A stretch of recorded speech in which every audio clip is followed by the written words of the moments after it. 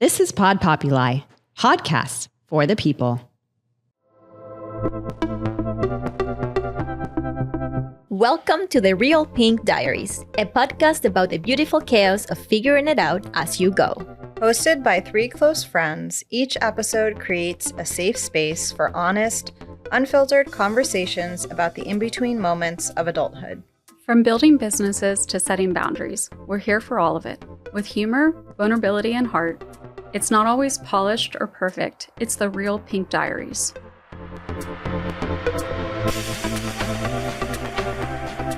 Hey, welcome to the Real Pink Diaries. How are you guys? We're back with a special guest, Schumetta, part I'm 2. back. Can't stay away. It's Thanksgiving weekend, so we have a lot going on, but you made time, Yes. so we're so thankful. Thank you so much. Thankful to be here. Yeah. So for anyone that missed last episode, this is Schumetta part 2. Part 2. Let me give you a little bit about her background. You own and founded a client-driven residential design business called Schumetta Inc. Yes, I love that. Were you inspired by Monsters Inc.? Actually, there was a show, because I'm old, it was called Kids Incorporated. Oh my God, I know that. I was like, yes. Because I'm like, Schumetta LLC? No, Schumetta Inc. Yeah, That's what I need, right? It really does. It has a good tone, yeah. I have friends, and I believe they might have closed it, but the family's name is Strange, and they had a property management business called Strange Co. It's a great name. Like You remember it. We'll take out the meaning of strange, just how it sounds, Strange Co. It just sounds great. It works. It's great. Yeah, it's Schumetta a great Co. name. No, Schumetta No, Inc. Schumetta Inc. Yeah, I agree. Carter and Co. Great name. Unfortunately, already taken. So just to give you guys a little bit of a brief about what we'll be talking about in this portion of the episode, we're going to talk about how Faith built the confidence and resilience to pivot from entertainment, which we covered in the previous episode, to architecture, and now Schumetta is working with the opportunity to rebuild after the LA fires and how she gives back to her local community. Also, we talk about how, from a global perspective, Schumetta has designed a life to bravely pursue her calling, even when life shifts, and inspires others to do the same. So just to give you guys a little bit of recap in the previous episode, if you didn't get a chance to listen to it, we talk about your growing up story, that background, and then we talk about going to college and then going to Hollywood and then going to architecture, shifting into architecture. And today we are continuing with Schumetta Inc. And we'll have it on the notes too. So you can follow the link on the notes. We're gonna leave that there for you. So you were doing sole practitioner work, getting support from your previous boss, working with the church, then doing what was the thing that you did in your studio apartment, the financial? Schumetta's Financial Divas. Yeah, you did. Actually, Divas. we added guys, because I had a couple of guy friends who wanted to come, so we turned it into Schumetta's Financial Divas and Dons. All right. We can't leave them out. You reached a different level there. Exactly. So you were doing small jobs here and there, and then what made you be like, oh, I need to incorporate myself. I need this to be a real thing now. Well, so I was fast approaching 40 at the time, and I was like, I want to give myself a gift. So I'm like, what can I do? I'm like, I will incorporate my business. And so I don't know, it was something, I knew it was eventually going to come, but there was just something about kind of like that mile marker was like, yeah, this will be like a good thing, to do. And to then start your next chapter. Yeah. And then also, so I was working with a client, just doing permit expediting for him. And he was, kind of a difficult person. And it wasn't me, but there were some other people on the job that he was not happy with. And he said, if I don't get a call back, from XYZ, I'm suing everybody on this project. Oh my God. And I was like, ooh, okay, somebody needs to get professional business insurance. You know what I mean? Yeah. It was this is real, because he was very serious, right? And so it was okay, I need to take this up to the next professional, I'm really doing this for real. Because you need to protect yourself in this business. Right. And up until that point, I hadn't felt that. Everything was so like, yeah, we're just, this is so great. And then it was like, oh, wait. Oh, hold on. So now I always say, like, everything is great until it's not. And then you need to protect yourself for what happens when it's not. Yeah. And that's the not so fun side of business, but I think it's important, It's super important. Yeah. It is. Yeah. Because you never know who the next client's going to be. Have there been like big red flags in your projects, or were you able to select people that you're like, I can work with them? I really try to vet people as much as they vet me. Yeah. And that was something that I learned from my old boss. And like, so even now, like if someone calls me, he's like, oh, Schumetta, I've got a project, you'd be so great with these people. First thing I ask, are they nice? Yeah. Because I mean, we've had, because, like you're in Malibu and Hollywood. So like you're dealing with some egos, right? And sometimes it's like, I just want to work with some really nice people and do something cool. I don't need that, look at me, I'm doing X, Y, and Z. And so if these are not nice people at their core, it's not worth my time. And they will surely find someone who will just, deal with them. who will deal with all that. It's like they will be fine, but I need my own peace of mind. Yeah. And especially with residential architecture, because it's so emotional. Everything, every doorknob, like everything matters, And so it's just so important to say, like, okay, like, can I hang out with this person? Like, if I'm at the grocery store, am I going to be like hiding? You know what I'm saying? Like, but like, and That's also actually a great point. Yeah. Yeah, and like it's a partnership. It's a partnership, Yeah. and and again, especially when you're designing their home, right? And so, like, even just with how I do my billing and all that kind of stuff, I never want someone to feel like, oh, I can't call her because then she's going to be running up my bill. Like, I want you to be comfortable to say, hey, Schumetta, I was thinking about this, and that it's going to be okay, So I'm really fortunate with the clients that I've selected who have also selected me, where it's like Mutual. Yeah. That's beautiful that you can actually, I mean, I was more of when I started my business, I just took everything and I had to learn the lesson the hard way in a sense, where I didn't have that cushion to begin with, because I was very like, I need to get everything. And don't do that. Everybody out there, do not do that. I had someone gaslighting me to the point where I was like looking through my emails being like, clipping it like, I did say this. This is something. And it was like, I was held hostage on the phone for 3 hours. Like there are people out there, right? Yeah. So I'm glad you never experienced that. That's so nice. No, yeah, I was really fortunate in that sense. And I mean, I was just working in Malibu. Like, I mean, you do get to work with some incredible people. And like, it's so cool. Like, I was watching the Grammys one year and I'm just like, I'm watching my client, like nominated. Cool. You know what I mean? I'm like, this is amazing. Or like, I was in an airport and, there's like this huge installation. I'm like, I know who did the photography on that. It's just like, wow, like very, very cool. So it's not to say that like, all celebrities or ultra high net worth people are, like these assholes. Horrible. Yeah. No, they're not. It just, you have to find your people, Like everything. Yeah, you do. Exactly. Do you think there was a spiritual component to now, especially now that you're more evolved in your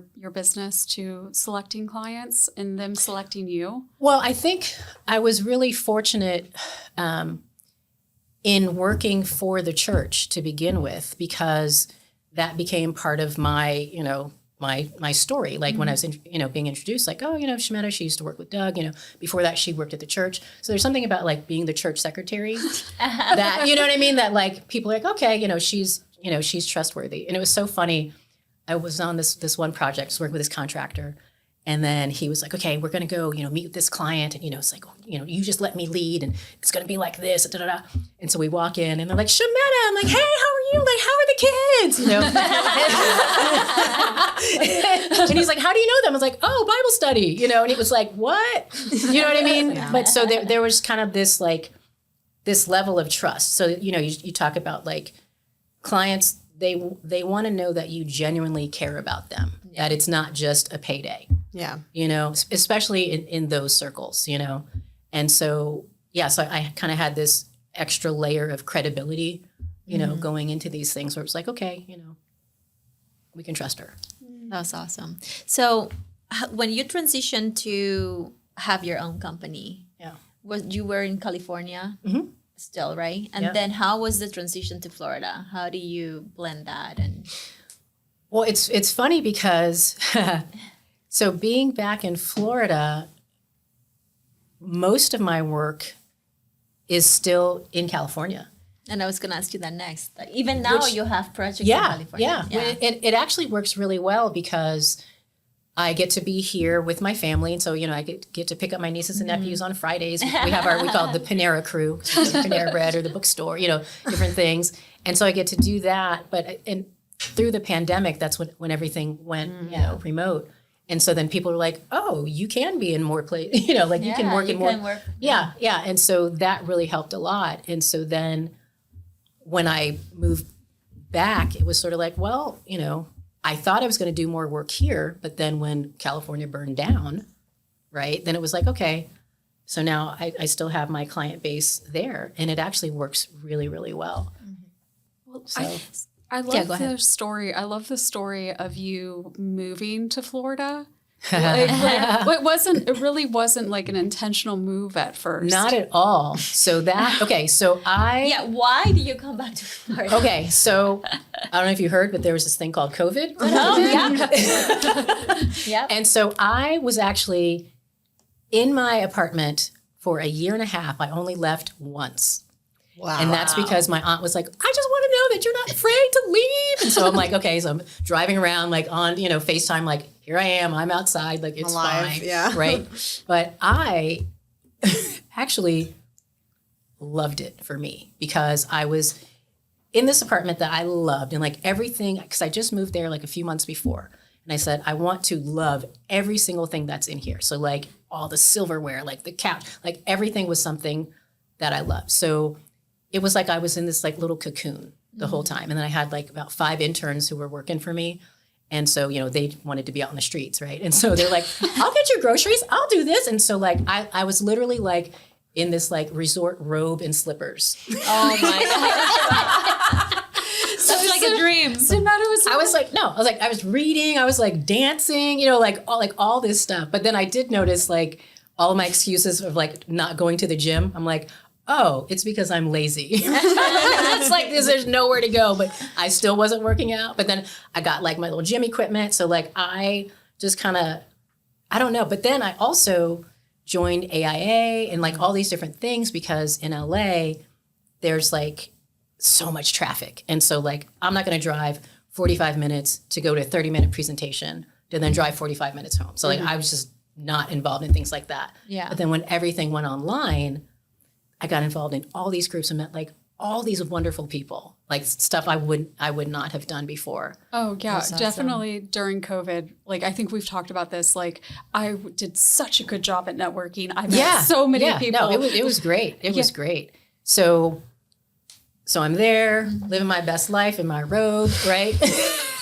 And so my nephew, he was turning 5 and he was like, I want you to come back for my birthday. So I said, well, I'll just, it has been a year and a half.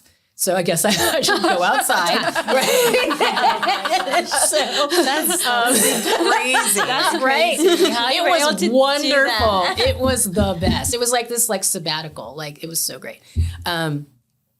So I said, okay, well, I'll go back, for his birthday party. And it was the first time I ever bought a one-way ticket. Because I was like, well, there's no rush to get back, and I'll just, I'll just go, and then I'll just wait until I need to come back, and then I'll go. And obviously, I didn't come back, but it was so interesting because, like, so I'm, getting everything together to leave, and I remember standing in my bedroom, and I kind of had this like passing moment of like, am I coming? I was like, no, and left, right? Mm-hmm. And so then, when I made the decision to stay, like literally everything in my apartment was as if I was coming back in 2 weeks. Like shampoo in the shower, like I had like frozen food and like everything. Yeah. So my good friend Anthony, he had just retired, and I was like, I think I'm going to be staying in Florida, and so he went with the movers, packed up my whole apartment. Wow, Anthony. Yeah. Shout out to Anthony. So they packed up my entire apartment, called another friend, Allison, and she recommended a mover for my car, shipped my car out. I never went back. Wow.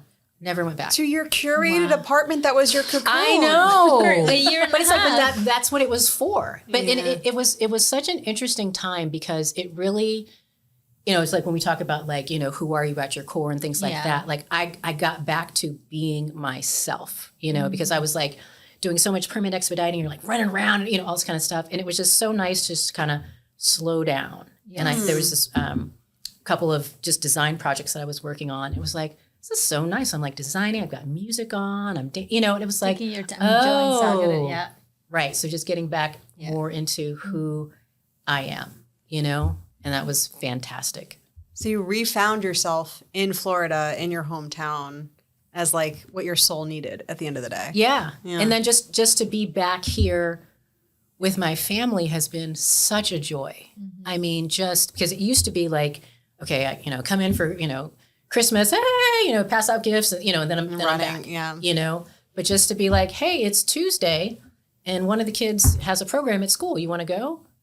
Okay, and you can just do that. It's like, wow, this is really nice, just to kind of have that rhythm of family life, as opposed to like just working. So you're in California. You have this beautiful curated apartment that you love and adore. You living your best life in California, where you're meeting everyone online and you don't have to drive anywhere. Exactly. You're living great. And, oh my God, everyone's online, and you were online too. Mm-hmm. And you were online in your robe and slippers. And now your 5-year-old nephew, please come to my birthday party, which of course your 5-year-old nephew. He's that cute. Yeah. If he says, please How come. old is he now? Now he's 9. Oh, 9. Yeah, Wow. yeah. Mm-hmm. So if he says, come to my birthday party, You got to go to the birthday party. you got to fly across the country and go to the birthday party. Yeah. So where do you land with your family? Where do you stay? So my grandfather, who was the artist that we talked about, so he was moving at the time. Oh. So so he had just gotten this super cute apartment, and so extra bedrooms. So I was like, okay, well I'll just stay with him, for the 2 weeks that I'm going to be here for the to visit, and it was still things were still COVID-y, and so he was 89 at the time, and so then it became like this is actually kind of nice to be here with him. And so like get all the groceries, wash everything, all that kind of stuff. So I was able to help him, and I just enjoyed that. And it was just so much fun hanging out with him, and so it was like get to hang out, with my nieces and nephews and my mom and my sisters and my granddad. And I was like, I'm coming back to your core, to your family. It's always like reconnecting. Yeah. It's so good. Yeah, for, it was for great. The soul. Yeah. So what was the okay, I'm here. My grandfather who's an accomplished painter, has the space for me. Mm-hmm. What was the reason? Like, why stay? Why not go back? I mean, why not? Because everything went remote, it gave me the opportunity. It's like, well, if I can work from anywhere. Yeah, why not here? Why not here? How did the mechanics of that work? So you're here, you still have contacts there. Are they calling you? I mean, how do you do a site visit? Like, I'm so confused on how this works remotely. Yeah. Well, like, I mean, for a job. Yeah. Well, I mean, so much of it, I mean, you hold up a camera and I mean, you're looking at it the same way you would. And I have a lot of contractors that I work with, especially one in particular, Mike Callahan. Shout out to Mike Callahan. But I mean, he's great because like there are times where it's like, he'll run over to the site and take a look at something and hold the phone up and, and we figure it out that way. And he and I have worked on so many projects together. So there's a really great shorthand, that's there. And especially with like, fire rebuilds, I mean, the house is gone. Yeah. It's an empty lot. So you're not, you're truly starting from scratch. So how does it work in California? Because here you handle a lot of the like mechanical plumbing, the MEP drawings, and you handle or subcontract like a structural engineer to handle the structural part of the project. In California, are you in charge of the whole package? You have to like.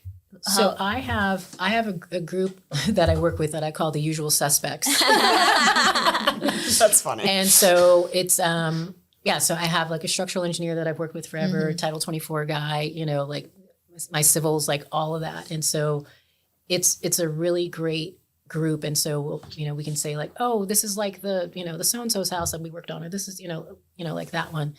And, you know, just the terrain of that part of California. I mean, you've got, you know, like some of the projects are like literally on the side of a mountain and all that kind of stuff. So selling like, Sunset Night. right. Yeah. So like, you know, you're civil, like, cause here it's flat, right? Yeah. So it's like, okay, there it is. You know, like I remember I got very different. No, I got a survey for a property here. And so I'm like looking for the topo lines, right? And like there were none. There was like one. I was like, is that like a hair? They're like, oh no, that's it. And I'm like, oh. But I mean, they're like, you're dealing with, so it's really interesting with the civil engineers because like they've got to really channel that water, you know, like, so you can't just kind of like build it into it. Like you've got to figure out, you know, like how you're going to, you know, get this thing to happen. So I like working really closely with that team from the very beginning, where a lot of architects, and designers, they'll design everything up front and then, you know, then you start doing all these bids and all this kind of stuff. And I just feel like a lot of times when you do it like that, contractors, they're trying to get the job. Yeah. You know, and so they're trying to figure out what it needs to be. And then they just like, you know, change order you to death. Mm-hmm. So I like to say like, here's my team. This is who I like to work with so we can value engineer things together. They've all done super high-end work from the very, you know, so you're going to get quality. Mm-hmm. And we're all about working with nice people. We have no time, you know, otherwise. So like, we know that we're offering a really good product, you know, and so that's just how I like to do it. Yeah, it seems to have like you have built over the years a great team. That works with you. And yeah. So would you say the majority of your work right now, you're still doing a lot of California projects? Yeah. Mm-hmm. And you're doing also here in Florida. Well, they're all right here. Or sorry, they're all in California right now. Okay. And thank goodness we just got planning approval for one of the fire rebuilds like 3 days ago. And it's just like, it's such a moment because the fire was January 7th, I want to say, of this year. And so, you know, this family's been displaced and, you know, and when everything is up in the air, like you really need a win. Right. And so it's like, oh, you know, another round of corrections. Like nobody likes to hear that. But when it's like finally like, here's an approval, you know. Yeah. And like we had, our planner has been wonderful. And he actually, because, you know, we're trying to get this done. And he was in traffic in Los Angeles. And he actually pulled over and was reviewing and going through our plans to get it approved. Like, you know, as opposed to being like, well, you know, it's in the queue, you know, 5 to 7 business days, you know, he was like, okay, well, let's, you know, we're almost there. Like, let's get it done. So just things like that. When the clients hear that, they know that there's someone on their side. So for anyone that didn't listen to the first part of how could they not? I mean, at this point, you shut this down and go back an episode. But for anyone that didn't listen, Schumetta's grandfather, he was a Highwayman Artist, which is a group of painters in Fort Pierce and Vero and the Treasure Coast, and they kind of capture like almost old world natural Florida. Yeah, it's scenic experiences that you don't really have that much of anymore, especially with the development. Like it still will exist on the Treasure Coast. Yeah, I think it's harder to find down here. What was it like living with your 90-something-year-old grandfather?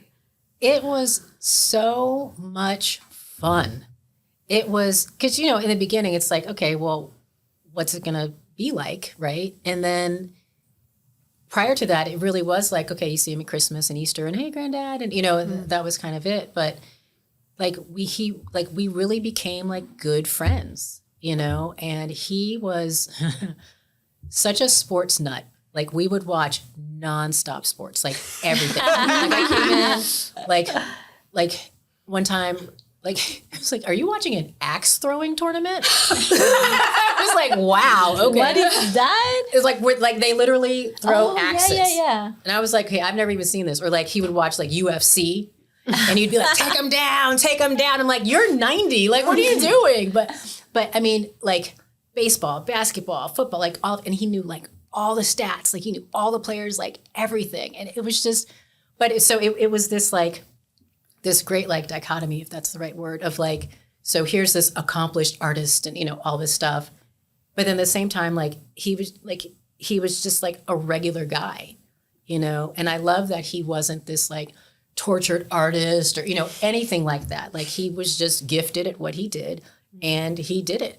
And like, one of my favorite memories is, this was during COVID still. He was sitting on the porch painting while we were watching the Little League World Series. You know, there's like great memories, and that's what you're gonna remember. Right, yeah. So it taught me so much about just in architecture, we are artists. You know. And to not forget that, like, so even though we're running businesses and, you know, all this kind of stuff, like what we're doing, like there's that creative part of us. Yes. And to not get so busy trying to get it done that we're not just enjoying the moment of, you know, looking at this, you know, window detail and, you know, and just, you know, all of those things, but to just enjoy what we're doing. It must be like so much more because actually one of my clients, their house burned down. And so I'm getting a taste of what it's like to give them back their sense of like well-being, to have a place of their own. Right. And I've never gone into such detail with any other client as I'm going in with them about the feel, the look, how you want it to smell, how the light comes in, like such beautiful details of how the lighting could work and all this other stuff. Yeah. And so I just wanted you to touch on what the experience is like with people who have pretty much lost everything. Like it is, well, you know, residential is emotional anyway. Yeah. But then when there's, you know, a fire or something like this, you know, a disaster, like it is devastating. Yeah. And so it's very different than a client where it's like, oh, you know, I just got a promotion or we just had a baby and we want to, you know, like it's this, you know, happy thing. It's they're coming to you and they really kind of never wanted to be in that situation to begin with. So in the beginning, a lot of times it's you hear them just trying to recover what they had, you know, because it'll be like, well, the house, it was like this, it was like this, it was like this.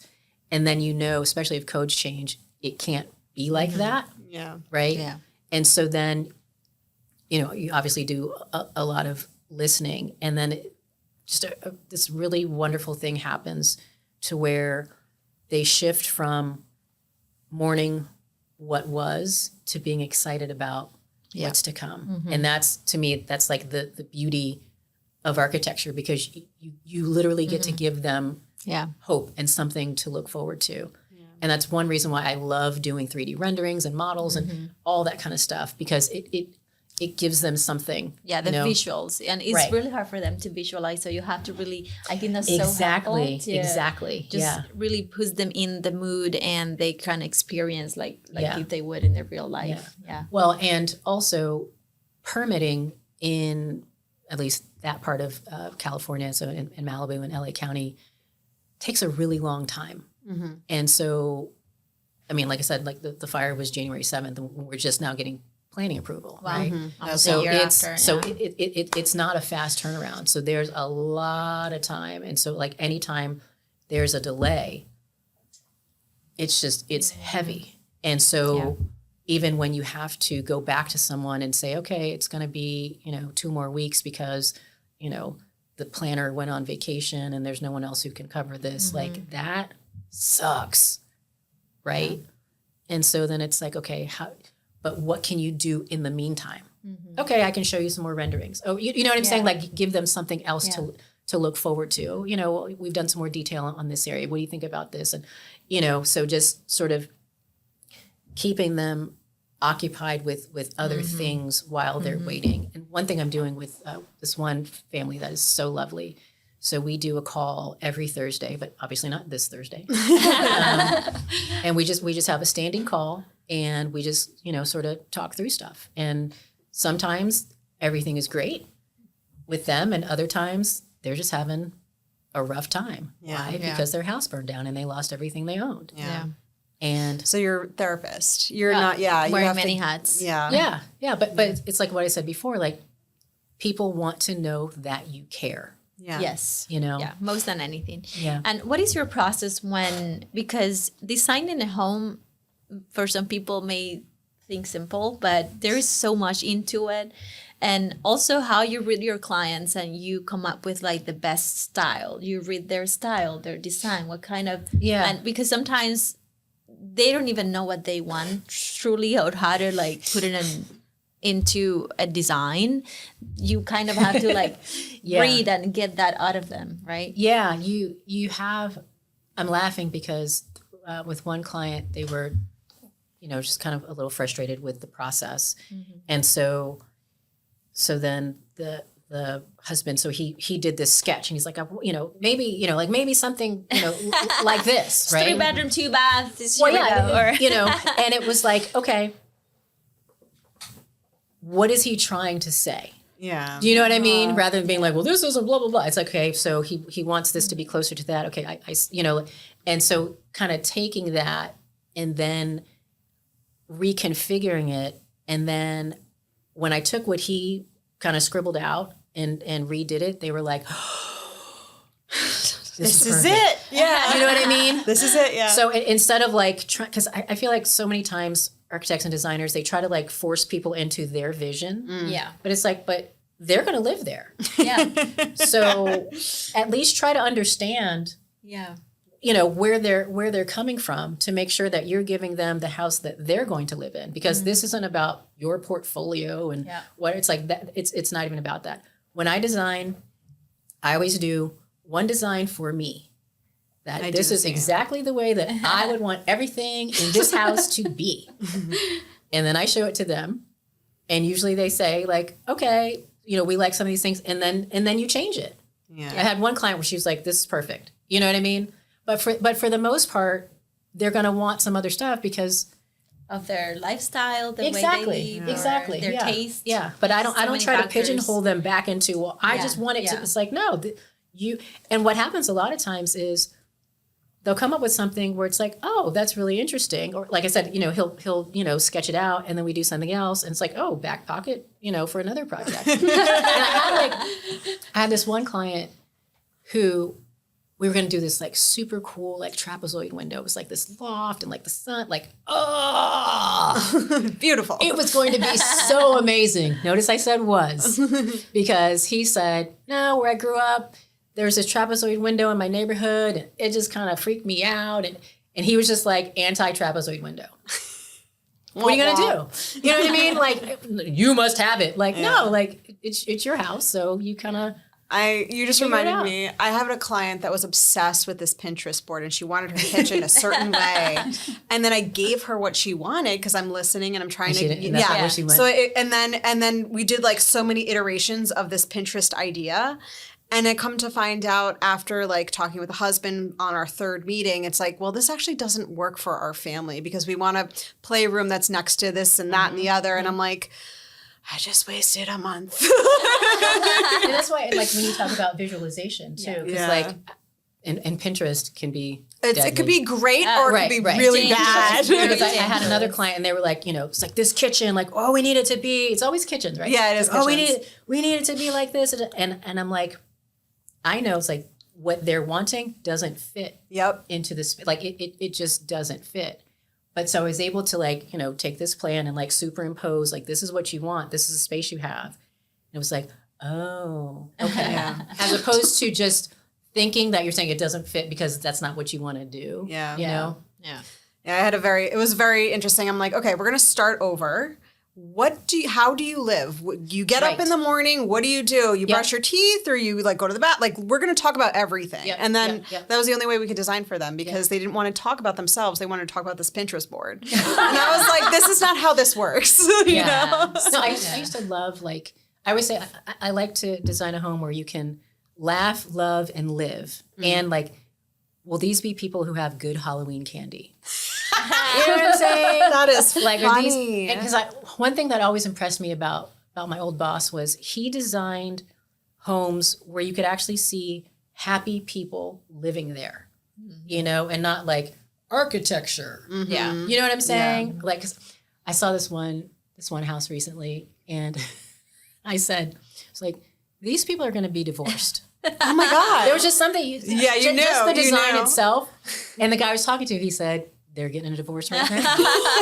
Was it the? Tell me what it was. The Lily Tomlin one, the Architectural Digest. No. Was the snoring room, the 2 toilets, the 2 It was bathrooms? just something about it. I've been told that like, 2 toilets is actually the opposite. It can save marriages. Oh, okay. Yeah, I've been told No, that. it was just something about it where it was like, these people, like, they don't like each other. They're not communicating well. This is very much a showpiece. Like, no one's going to actually sit down on any of these couches at any time. Like, you could just tell. So I like to design homes for nice people. Actually sit on who their like couch. each other, who like their kids, you know, like, who can actually sit on the couch. Like, it's good. Yeah. You know what I'm saying? Yeah. So moving to, so you have this whole connection to Switzerland. What is going on there? Like, I keep hearing this and I'm like, what? How did this even start? Like, why is this in your life? Like, what is going on? Okay. So, long story, super short. So I went, that must have been like 2012, 2013, something like that. I went to Italy, with a colleague of mine, and there was this contractor and this door and window maker who wanted us to come and, you know, kind of like check out all their wares. And so on the way back, so we flew from LA to Munich, and then on to, I want to say, Verona. Wait, and was then, this a business trip? Yeah. A business trip to Italy? Yeah. Okay, tell me more. Okay, so that trip, actually, this was in the Van Nuys Building and Safety Department. And there were these 2 guys that I was sitting next to super randomly. And they were speaking, you know, Italian. I was like, oh, you know, where are you from? I was like, oh, you know, we're from Italy. And so the one guy, you know, like, he was the chatty one. And then the other one was kind of quiet. So I asked, you know, so we're obviously in the building department. So it's like, what are you doing? So the one, he was opening a restaurant, and then his friend was helping him. And for some reason, I was like, so I asked for the information from Damiano, and then his friend, I said, and you too. His name was Marco. So then looked them both up. Marco was this incredible renderer. I mean, incredible, right? So it was like, what? So then the company that he was working with in Italy then invited me and a colleague, or actually 3 of us, to go and visit and, you know, kind of like get to know that area. So that was actually the first trip to Italy. Then the second business trip to Italy was with another contractor out of Italian, but out of San Francisco. So we flew in. So then on the way back, we were flying from Milan, and then we had a layover in Switzerland. This is where we come back to that. Okay. And so I'm like looking overhead, and I'm like, this seems so familiar to me, like, but I've never been here. That's weird, right? And then just like going through the Zurich airport, I was like, this place is incredible. Like, I need to come back. I'm like, I'll be back, right?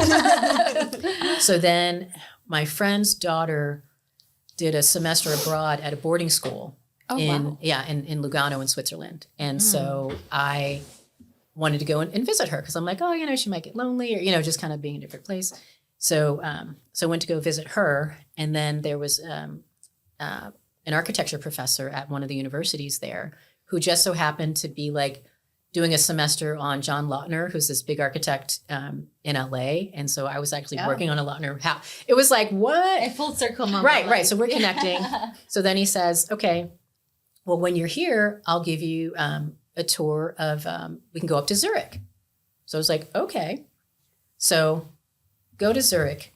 And that same feeling I had when I was like flying overhead, I was like, okay, I've never been here before, but everything feels really familiar and I like it too much. like more than a tourist. Like, yes, it's beautiful in the mountains and chocolate, but it was like, this is too much. Mm-hmm. So. Wait, are you moving there? That's the dream.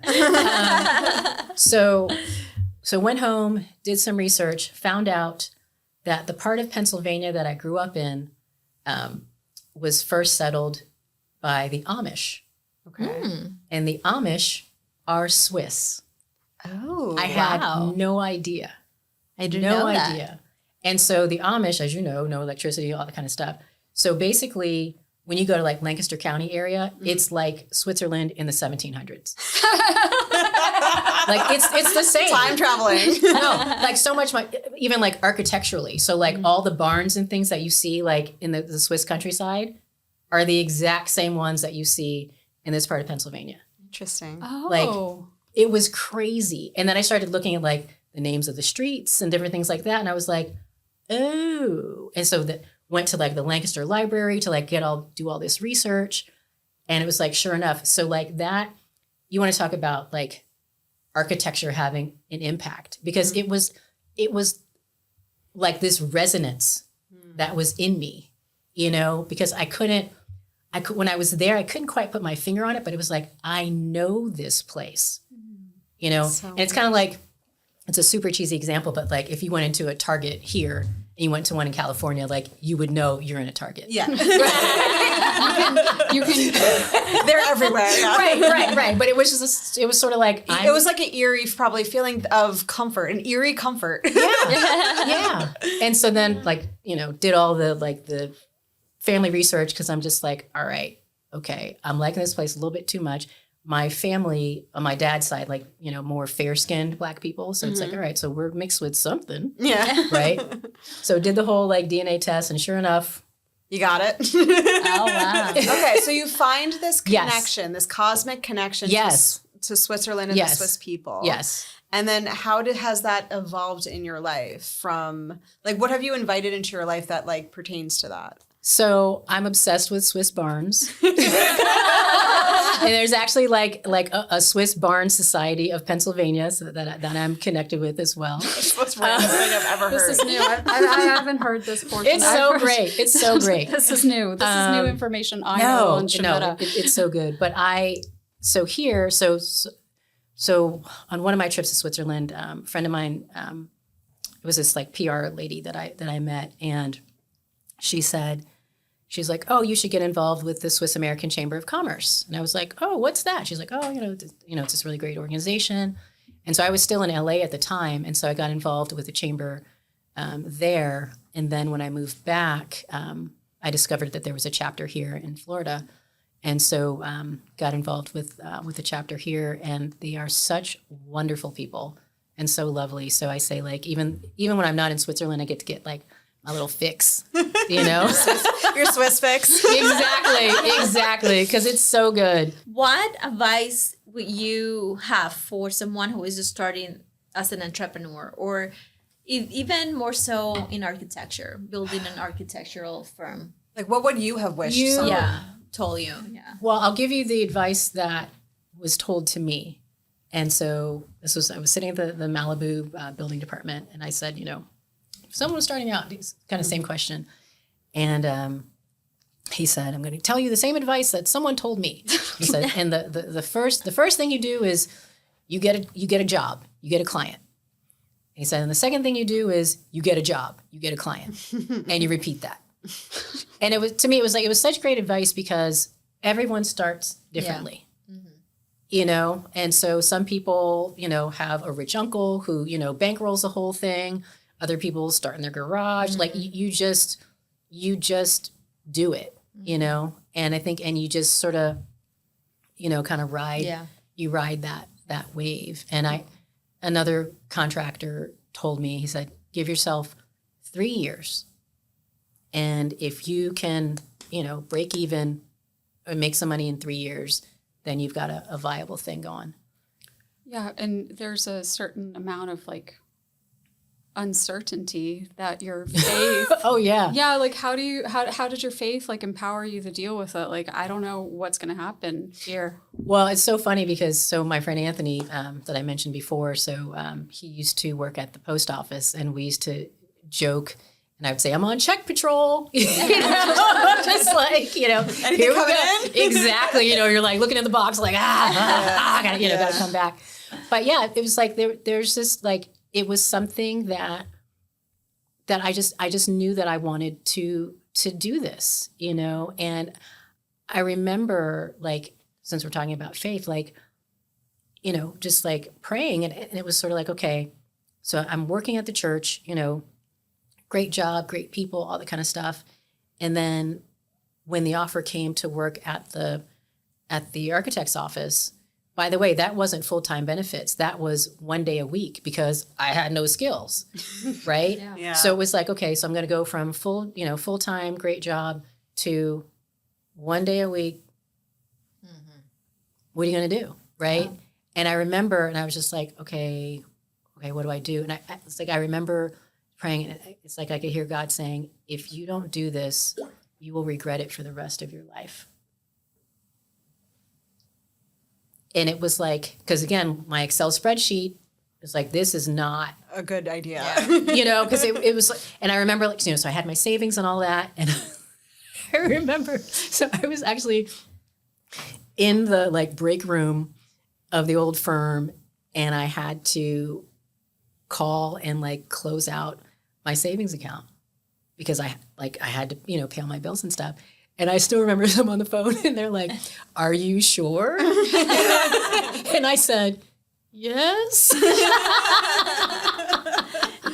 But it was something, it was like, I knew I had to do it. Yeah. Like, I just, like, I couldn't, and it wasn't like, I hate this job, I got to get out of here. It was like, it was great, but it was like, this is the thing that you're supposed to be doing, and to take that step of faith, because it was like, it was not there, but it really was that step. And then it's like, as soon as I took that step, then the next thing, and the next thing, and the next thing.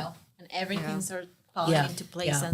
It really is that first step. I had that Yeah. experience of like, oh, I don't have a steady paycheck anymore. What am I doing? What am I doing? Yeah. Like, Yeah, and we had another, it's like an Yeah. economic downturn at one point. I cannot remember what year it was, but I was standing there with a septic engineer, and I was, and you're in the shit. right, yeah, like literally, and I was like, I don't know, Larry, I don't know, right? And he said, this happens, and he said, if you just stay in it, you'll come out on the other side. Mm-hmm. Just like ride the wave. Yeah, it's like, just hang in there, because it was like, you get those points like, what am I doing? Like you said, like, where's this money going to come from? Yeah, I know. Or like either that, or like the phones just stop for like a few months, stop ringing for whatever reason, and you're like, what am I gonna do? What? And then you have like this mental breakdown of like, oh my God, it's over. Like, what did I do? Well, I felt so good once I listened to this interview with Meryl Streep, and she said, like, there was this point where like she wasn't getting any calls, and and she's like, I'm never gonna work again. And, like, she's Meryl Streep, like, you will work again. You know what I mean? But it's just like, and I think that's the artist in us. Yeah. Because it's like, is it me? Like, what did I do? Like all that kind of stuff. But it comes always back around. And always that's the comes hard back part around. of building a company, being an entrepreneur. You're wearing many hats. Yeah. You have to be patient. You're building for years. Yeah. And it just takes time to get to a point where you can have a pipeline of business and you can have a steady income. And, success looks different from everyone. Yeah. And that's part of our growth, redefining what that means for us. Well, and I would say also, just a piece of advice is to just be your authentic self and just go places and do the things that you would normally do. Yes. Because for me, I found that's when you find your clients, because my old boss, keep mentioning him, shout out to Doug Burge. But he said like when he was in college, like all the architecture kids like hung out together. Yeah, their right? little crew. Right. But he said, he was like, I was in a fraternity, like he had his own friends, like all this kind of stuff. Because then guess what? They all graduated. Then when they were buying houses, they went to him. Because if all you know are other architects and some cool job comes up, I mean, Amy, I know you like me, but you're not going to give me that job. Right. And nor should you. Yeah. You know what I mean? So it's like, just, create your own genuine and find your group of people. Yeah. Find Like your one of people. my favorite jobs that I had, I got because I like soccer. And so like there was a little restaurant that was next to my office. And so I'd go at lunchtime and, watch Champions League and, like all that kind of stuff. And there's this, this guy who would, come and sit at the bar and, so we would chat it up. And then one day the owner was like, hey, Henry's looking for you. So I was like, oh, okay. Thought he wanted to talk about, the game. Right. Right. So I'm like, I'm ready. And like, I didn't know, but like he was like a property development manager and he had a client and, you never that's know. The other thing you never know. Yeah. You cannot underestimate anyone. And or Josh, like really, I mean, there's obviously red flags. There are red flags. That we had to pay attention to. But finding your people, I think it's so important. And that comes with just aligning yourself with them and just being yourself. Being yourself authentic. Yeah, for sure. One of my favorite clients I found, my husband found. Shout out to my husband. In the dog park. Oh, one of my favorite clients. Yep. Like, yeah, they were just awesome to work with and so much fun and down to earth. And she had 2 babies along the process of this process. Yeah, it was so just, fun. and we just keep in touch. And it's so much fun when you find the people that align with you. Well, I just got a call 2 weeks ago from a friend that I knew from LA. Gosh, we hadn't talked in like maybe 15 years or so. We're on Facebook, but like just hadn't talked.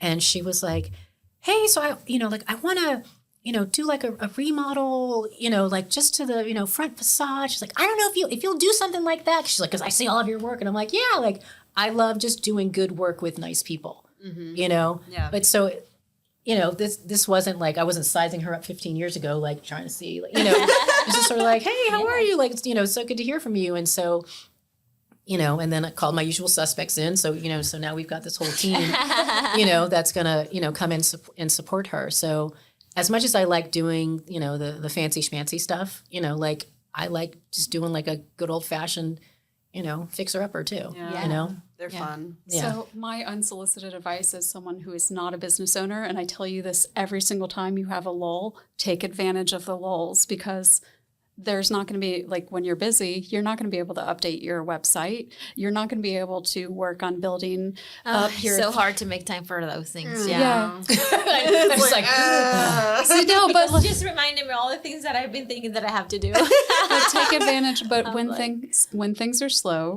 take advantage of things being slow. Yeah. But the lulls will come, right? The lulls will always come back. Yeah. And the busy times will always come back if you keep on trying. Yeah. So take... Well, yeah, you just live, you know?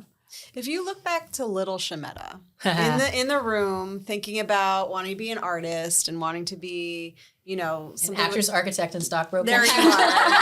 Actress, architect, and stockbroker. That's what it was. I love that combination. Yeah. All of them. What, like, if you had to look back on yourself and see that little girl and be like, you're going to do it, and just see like the light in her eyes, like, do you miss just connecting with your inner self doing that, or you feel like so connected to her because you followed your passion? Oh, I feel like the biggest kid of all time. Yeah. So like, me and her, like, we're good. We're right? good. No, it's I'm really fortunate to be able to do what I love to do. And I know a lot of people don't, for whatever different reasons, and they make different sacrifices and different choices. And so I'm really, I'm just so thankful, that I get to do that. And I really do like to encourage other people, so let's to talk about just that. go for it. Encouraging the youth.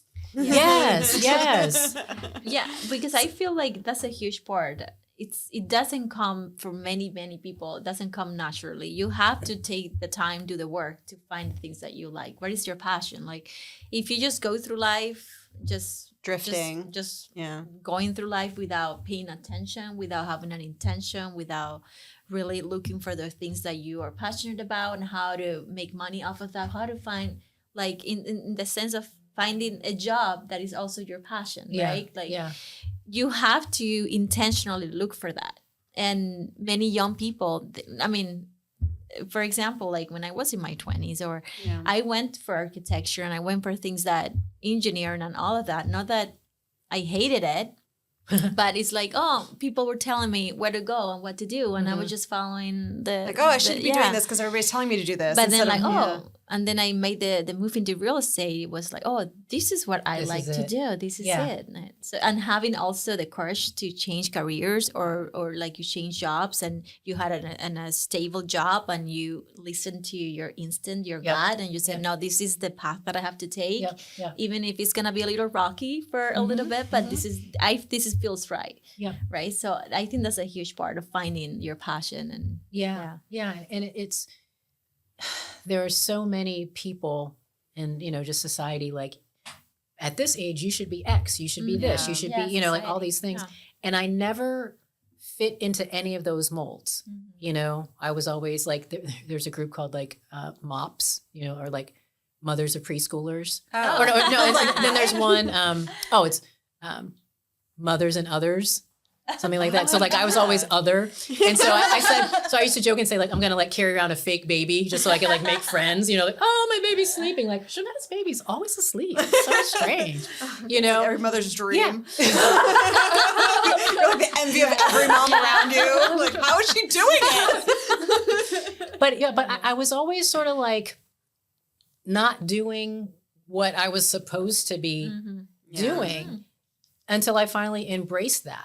Where it was like, okay, well, so then why don't you go to Switzerland and get into like, barns in Pennsylvania? Like, why then do just that. Do something about it.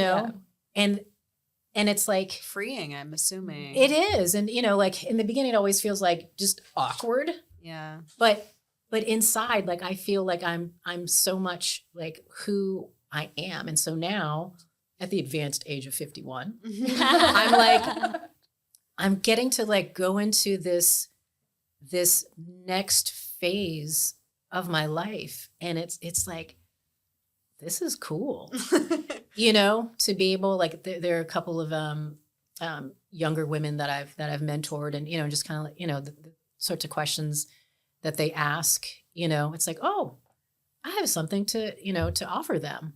Besides a door and window schedule, or something like that. But just like, how do you move and operate, like especially like in a male dominated business, and things like that. I find so much value in being able to share and encourage, younger women with those sorts of things. To find their authentic selves. It's interesting because like there's so many people out there that don't want to or don't fit in, as you said, and you're this like beaming light of like, it can work out for us. Right. You know what I mean? Because what else are you going to do? And because whenever I've tried to fit into a box, like nobody's believing it anyway. It's like, nice try. Right. I mean, I don't know if you're old enough, but like on the Brady Bunch, like it's the new Jan Brady. Do you remember that episode where it's like, this is so not you. Like nobody's buying this, Well, I did watch. The middle child syndrome. I did love Nick at Night and all of the Brady Bunch and all of that. They had the best house. I want that house. Well, he was an architect, And yeah, he was. That probably deadly staircase. Oh yeah. The deadly staircase. Yeah. When Natalie's building a house, and I don't have a staircase. And she was working on the like the kitchen, and I'm like, you just got to make sure you have the triangle right. And like, she's like, what is this triangle you speak of? I'm like, the triangle. I think you probably knew about it before. Yeah. But so I send both of them in a group chat these pictures that are from my book that I don't know. Somehow I have this like book from the 70s that is like Brady Bunch-esque. And I'm sending them pictures of the triangle. We're talking about like how to lay out a kitchen is what we're talking about. Yeah. Oh, yeah. Okay. So, like the triangle between the refrigerator and the stove. Yeah. So I'm sending them pictures of the triangle. Okay. From What if it's a galley? Yeah. But there's still a suggested square footage for that too. Yeah. But anyways, I'm seeing in pictures of these kitchens from like the 70s that look like they're from the Brady Bunch with the triangle. They're like, what is this? Why do you have this? It's a great book. I love that book. It's a great book. It's better than Architectural Graphic Standards. All right. So excited right now. I'm just going to calm you down. I wanted to kind of piggyback on because I was just thinking about my best friend and like when we were growing up, like because she was like she'd always like change her hair and this and that, like because she was just very cool, you know, with everything she did. And like every year, like every summer, I was like, I'm changing my image, and I never did. And even now, she's like, Schumetta, are you changing your image? You know, but it's like, I just you are like who you are. You are who you are. You know. Yeah. So I have a question. So what was the journey with helping youth in your area? I know that you had some sort of connection to your community. Is that okay? So recently, I just did a career day. It was the first annual career day at Dodgertown Elementary, and it was so cool. So. So a friend of mine, she's the STEM teacher there, or STEAM. They have STEAM there. So she invited me and some other folks, and it was like she said it was like speed dating, right? So we all had our different tables set up, and you know, so they'd come over and you know they'd ask their questions and things like that. Mm-hmm. And I remember as I was driving there. Because I was, 8 years old when when I made my decision. And so I remember LeBron, the decision. Right?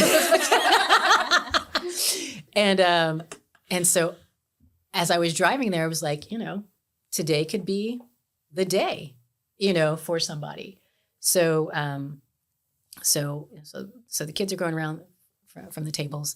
And then after the event, the teacher, Heather, she came over to me and she said she had this one student that was like, she was like trying to help her find, her thing. And, just, not quite engineering, not quite this and that. She's like, but, she's so creative. And she said afterwards, she came over to her and she was like, Miss Kramer, this is it. This is what I want to do, Wow. And so now we were talking about starting an architecture club at the school, and so like going in once or twice a month because someone else told me like a lot of times people come in, they do this little show and tell, they take some pictures for Instagram and that's kind of it. But like, what about those kids for real, Yeah. And so we want to do something to just develop their skills. So not only, for little girls like that who specifically might be interested in architecture in the future, but also just like teach them about architecture and, in their community. And so like, let's learn how to, do a floor plan or, let's learn how to, how to design some things. So if their grandmother's house needs something, do you know what I mean? Just so they can think about architecture at large, but it was really cool because I took like, I had like all my, computers and, and then like I had like my 3D headset, like all that kind of stuff. So the boys were like, whoa, it's so cool. It's like a game, but I really wanted to be able to kind of just show them, like, all the tricked out versions. Like, I had the books and, so they're looking at 2D plans, 3D plans and, models, all that kind of stuff. But it was, I don't know, like you talk about like 8-year-old me, like it was like how cool for like that little girl to now be back at an elementary school, like showing other little kids, what architecture is and having them just like really, really enjoy it. So, that's beautiful. Yeah.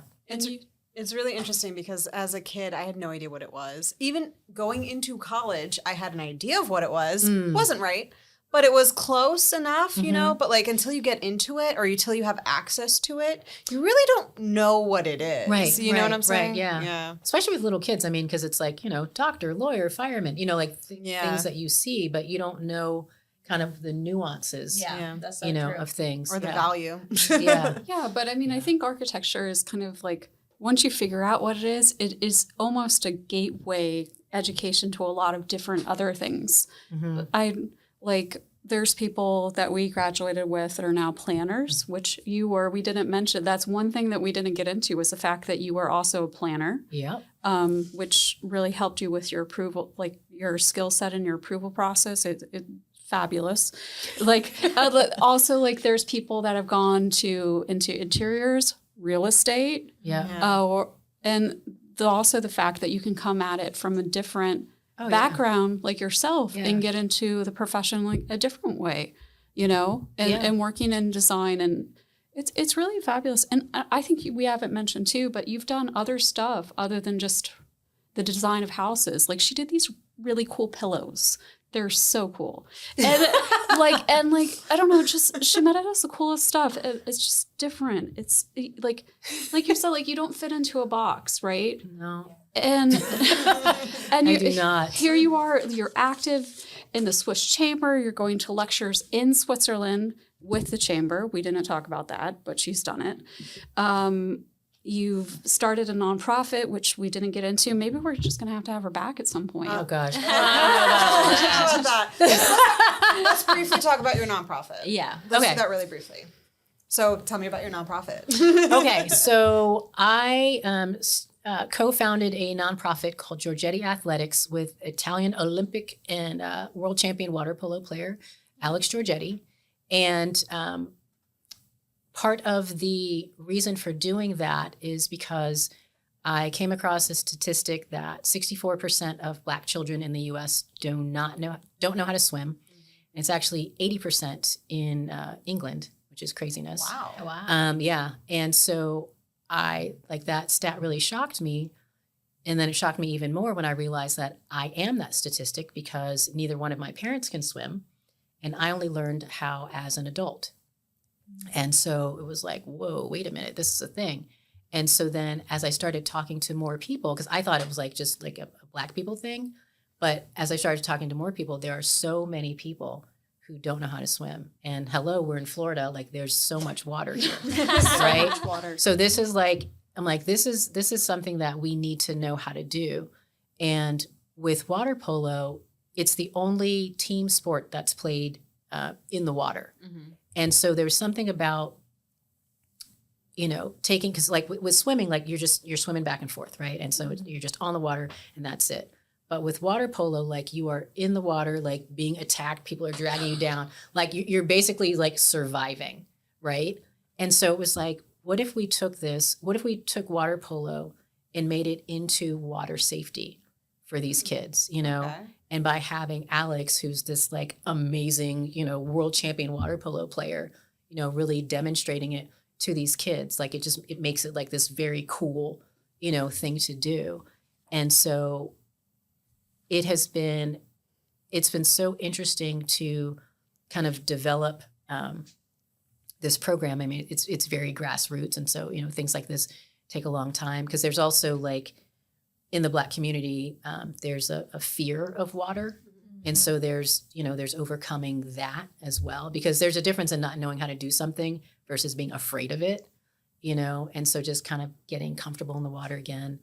And there have been like 3 drownings of young Black men in Indian River County just over the past few years. And one was in the ocean, one was in the Indian River Lagoon, and then another one was in a stormwater pond.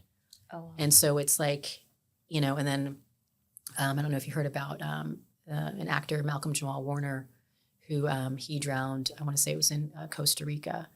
And when I read the article, or one of the articles about him, his mother said that he knew how to swim, but he wasn't a strong swimmer. Mm-hmm. And so that's the thing where water polo makes you a really strong swimmer. I mean, because you have such endurance. Mm-hmm. And so that's my hope, that these kids, that they do this thing that's really fun, but also, becomes this life skill. How can people reach out to you to support that initiative? Like, what can we do to? How is it in its baby infancy? Has it been launched yet? Like, where are you at? So it is launched. The website is GiorgettiAthletics.com. Okay. And what we're looking to do is get people to sponsor individual kids. So like if you're a company, obviously, it's great, just be a sponsor that way. Mm-hmm. But also, if we find a kid who's like, hey, I want to try this out, but from a, low income, family, they can't afford it, to have someone say, okay, I'll sponsor that kid to be able, to play. So that's how we're coming at it right now. And so, these things take time, but, we're really wanting this to really grow and develop into something because it's fun and, it's great for kids to have something to do, but also because it is a life skill, that they need to have. That's beautiful. Yeah. Oh, you That's really very are thoughtful. all over the place She's in a good way. All over the place. In a good way. Yeah, all over the In a place. good way, yeah. Did you notice like another thing too is like with Schumetta, she's out there. You meet the most interesting people almost by happenstance, faith, divine intervention. Like really, there's magic in your life the magic and faith has definitely given you the confidence to proceed to do what you really. What do you want? What do you really want? Spice Girls. That's right. No, it's true. I Spice Girls. I really want to have a life of purpose, and just, you want to do things that matter. It doesn't have to be on some grand scale, but if you can help somebody, that's just so important to me, Yeah. It is so healing. There is something that when you help someone else and to overcome a problem or just by sharing your experience. Yeah. It teaches them something. Yeah. It feels so good. Yeah, it's so satisfying. Healing. Yeah. It's so satisfying. Yeah, it is. Okay. And we're a big part of spirituality here. We're at least I am a big manifester, so I love to think and dream of the things that I like and what places I want to go. Yeah. And career wise and just personal, like traveling and things like that. Yeah. And I'm a true believer by prayer, meditation, manifestation. There's always like if you project what you want and you're in search for that, you'll find it. Mm-hmm. Well, because it's in you. Yeah. It's like, I want this. Because you have to, like, this was, years ago. I wrote this list of, like, what do I really like versus what have people told me that I like. Mm-hmm. And at first I had all these things of this is what you should be doing, this is what you should like. And then, but my own list, there weren't that many things on it. Oh. I mean, this was, years and years ago. But, like, it was... This is so silly, but like even things like I would always say that my favorite color was yellow. That's my son's. That's what he says now. But my favorite color is orange. But I wouldn't tell people that because I was like, orange is too weird. So I'll say yellow. Like yellow is safer. You know what I'm saying? But I'm interesting. But I'm like, if I'm not even being honest with myself about my favorite color. Yeah. Like what else?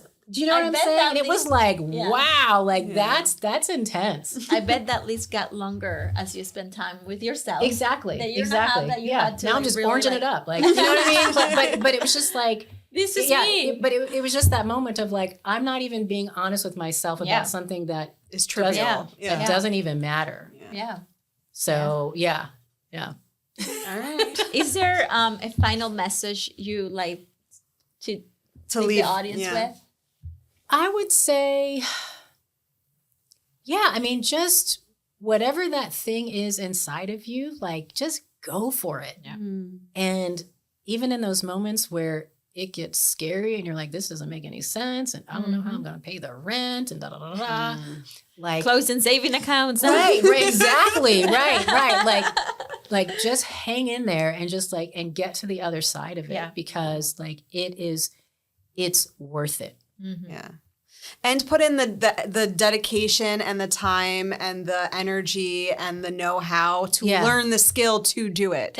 Don't just wish, Oh, no. That's what I'm saying. Like, and you did all that. You didn't know how to use a ruler and now you have a whole company. So like seriously, you put in the work to make it happen. Yeah. So it's not only follow that dream that you have in the back of your head, but take the steps to make it real. Right. Yeah. Right. Yeah. And it's a beautiful sentiment. Really. Oh, well, thank you. Thank you so much for part 2. We had now part 1, part 2. So thank you so much for coming to the podcast. We had so much fun with you. We learned so much. Your story is so, I was so inspired by you and the different, I feel like as a woman, we really have to like put a lot of work to get to places. Yeah. And if you want to build your company or whatever your goals are, it's always hard for anybody trying to do that. But I feel for women, and we try to do all the things and beyond work too. And it's just the pressure you put on yourself, especially just to get it done, to know that you're in an environment with people who are encouraging you is so nice. It's so nice. I mean, you definitely inspired me, because I've been putting off doing art for myself for a very long time, actually. Oh, no, you have to do it. Yeah. You have to do it. And I have this book of all these things, of all these ideas I have in my head, but I've never actually like gone through and done them. I have so many projects that I'm just like, why am I not doing this? Just do it. So you've inspired me to just like take a step in that direction. So maybe we have a famous painting that she has is like 3 feet, but I don't know how big it is. That was not. She may finish that painting. Ooh, I have to see it. That was not what I'm talking about. I'll tell you about that later. Okay. But yeah. So where can people connect with Schumetta? So people can connect with me on my website, which is schumetta.com. Schumetta is spelled SCHUM as in Mary, ETTA.com. My email, also very easy. So my email is schumetta@schumetta.com. Nice. So pretty much if you can spell Schumetta, you got it. You got it. You got it. And then you're on Instagram as well. Instagram is @Schumetta INC. Okay. I think LinkedIn is the same. Yeah. And then phone number, if people still do that, or I guess people WhatsApp now. So 310-579-5999. Oh. Ooh, a lot of I know. guys. Right? We encourage you to call, because how fun would that be? I hope you don't get too many calls on one take call. But no, seriously, thank you. This has been very, very eye-opening and inspirational. So thank you so much for joining us. I'm so glad. And congratulations for all your achievements, really. Yeah. Oh, guys, thank you. An example. How could people find out about the Swiss Chamber? Oh. Fast too. Oh, okay. So the Swiss Chamber, so that website is saccfl.com. And Giorgetti Athletics for water polo is giorgettiathletics.com. Perfect. Okay. Thank you so much, Schumetta. Thank you. Well, bye, everybody. And happy Thanksgiving. Although it's going to go live in 2 weeks, right? Yeah, it's going to go. But again, we're celebrating Thanksgiving today. Yeah, Bye. Bye, everybody. See you later. Thank you so much. Thank you for listening. We had so much fun, and we'll look forward to spending time with you in the next episode. please subscribe wherever you listen to podcasts. Follow us on Instagram and Facebook at The Real Pink Diaries. You can also find us on YouTube. Check out our show notes for additional ways to connect with us. See you next time. Bye.